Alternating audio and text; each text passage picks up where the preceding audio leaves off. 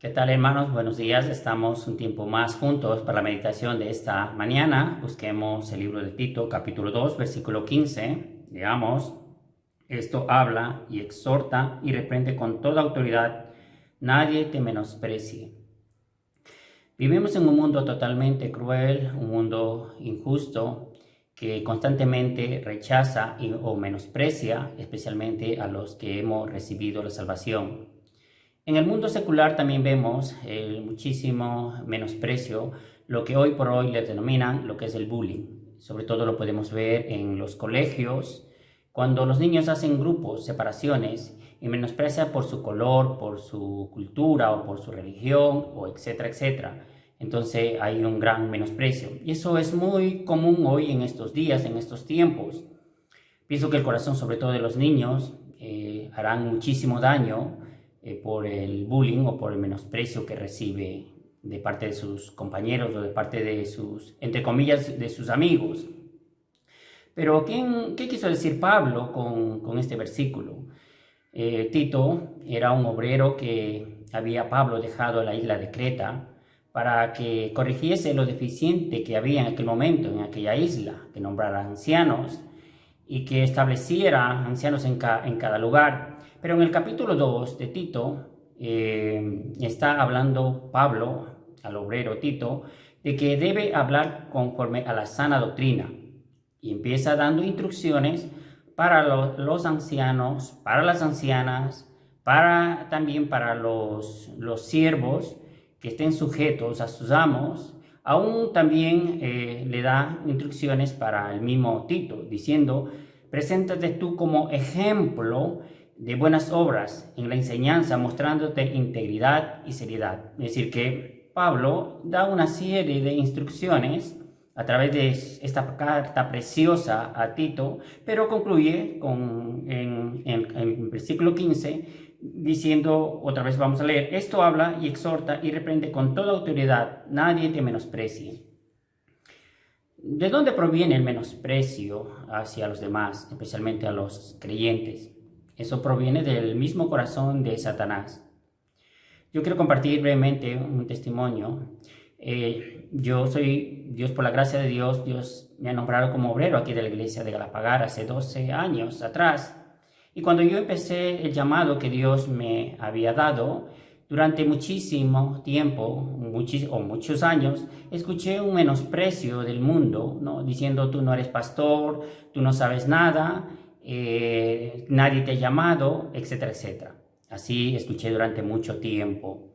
Yo pienso que si hubiese dado voces o hubiese, digamos en este caso, prestado atención a estas voces, posiblemente Dios no me hubiese estado usando hasta el día de hoy aquí en la iglesia de Galapagar. Una cosa sí tenemos que tener claro nosotros los creyentes, y debemos saber que los dones y el llamamiento de Dios es irrevocable según el libro de Romanos capítulo 11 y versículo 29. El llamamiento de Dios es irrevocable y sus dones. Es decir, el que Dios así lo ha permitido para una obra en especial, vamos a tener el respaldo de Dios. Dios nunca nos va a dejar solos. Todo lo contrario, nos acompañará hasta el final. Pero ¿qué quiere el diablo hacer con todo esto? Quiere que rindamos, quiere que no hablemos conforme a la sana doctrina, quiere que renunciemos al llamado que Dios nos ha dado para que no cumplamos el plan y el propósito por los cuales Dios nos llamó a la salvación. Por eso aquí está este versículo, sobre todo, está diciendo Pablo a Tito que debe él hablar y exhortar con toda autoridad.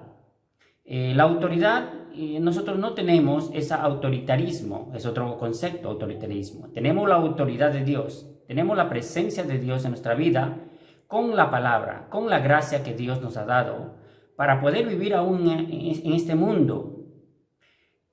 Aunque el mundo no nos acepte y nos rechace, pero lo más importante, tenemos la autoridad de Dios, el poder de Dios en nuestra vida. Porque el diablo no va a querer que nosotros cumplamos el plan y el propósito de nuestro llamado a través de Cristo Jesús. Así, por ejemplo, también vemos un menosprecio o un rechazo en la vida de Ana, ¿no? Cuando Penina siempre lo menospreciaba, siempre le irritaba la vida de Ana, porque Ana en aquel momento aún no había podido tener hijos y por ese motivo siempre le menospreciaba y siempre le rechazaba. Pero hay un refrán que también vosotros conocéis: el que ríe último ríe mejor. Entonces, ¿qué pasó con la vida de Ana, por ejemplo? En este caso, Dios le permitió dar una gran bendición, le dio un hijo a uno de los profetas muy importantes de la Biblia, el profeta Samuel.